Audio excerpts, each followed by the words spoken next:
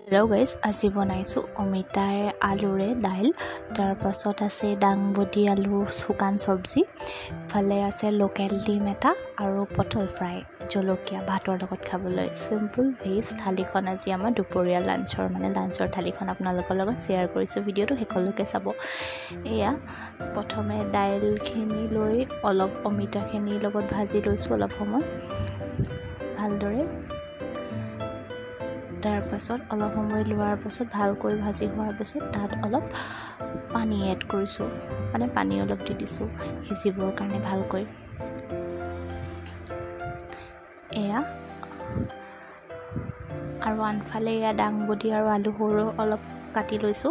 তাৰ পাছত এইখিনি বনাম এতিয়া এখন কেৰাহীখন ইগনোৰ কৰিব দেই আমাৰ কেৰাহীবোৰ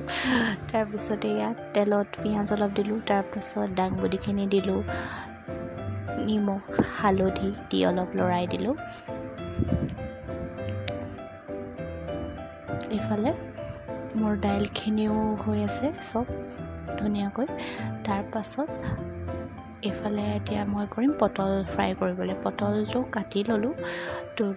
দুটুকুৰা কৰিলো পটল খাই যেহেতু আমাৰ ঘৰত সকলোৱে ভাল নাপায় হেতু কাৰণে এনেকৈ ফ্ৰাই কৰিলো দেই আৰু এয়া তেলত দিম এতিয়া পটল ফ্ৰাই হ'বলৈ পটলটো এনেকৈ খাই বেছি টেষ্টি লাগে ভাজি বনাই খোৱাতকৈ আমি প্ৰায় এনেকৈ খাওঁ ঘৰত পটল